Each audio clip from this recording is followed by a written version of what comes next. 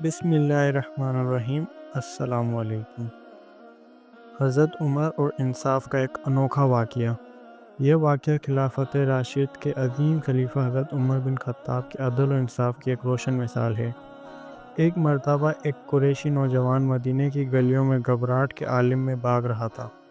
اچانک وہ مسجد نبوی میں داخل ہوا اور حضرت عمر کے پاس آ کر کہنے لگا، امیر المومنین، میری جان خطرے میں ہے، مجھے پناہ دیجیے۔ حضرت عمر نے شفقت سے پوچھا، بیٹا معاملہ کیا ہے؟ اس نوجوان نے کہا، یا امیر المومنین، مجھ سے نادشتہ طور پر ایک شخص قتل ہو گیا ہے اور اب اس کے وارثہ مجھے قصاص میں قتل کرنا چاہتے ہیں۔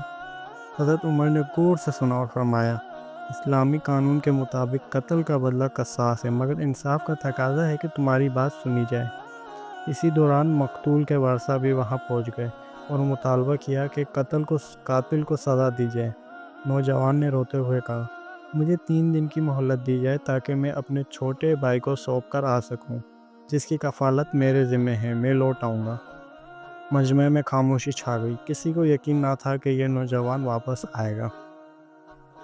حضرت عمر نے فرمایا، کوئی ہے جو اس کی ضامن بنے؟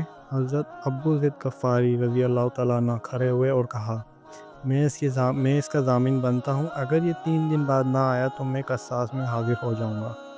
یہ سنتے ہی مقتول کے ورثہ بھی حیران رہ گئے۔ 3 دن گزر گئے۔ چوتھے دن سب لوگ عدالت میں موجود تھے مگر وہ نوجوان نہیں آیا تھا۔ حضرت عمر پریشان تھے، وقت قریب آ رہا تھا اور حضرت ابو ذر قصاص دینے کو تیار تھے۔ اچانک دروازے سے وہی نوجوان پسینے سے شرابور دوڑتا ہوا آیا اور کہنے لگا، امیر المومنین، میں اپنے بھائی کو ثبت کر کے آیا ہوں اور اب اپنے کیے کا بدلہ دینے کے لیے حاضر ہوں۔ یہ دیکھ کر مقتول کے ورثہ حیران رہ گئے اور کہنے لگے، جب یہ بھاگ سکتا تھا تو واپس کیوں آیا؟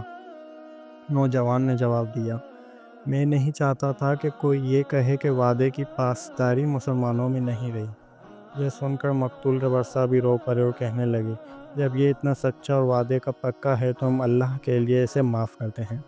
یہ سن کر حضرت عمر کی آنکھوں میں آنسو آ گئے اور فرمایا، یہی ہے اسلام کا حقیقی پیغام، عدل، سچائی اور معافی۔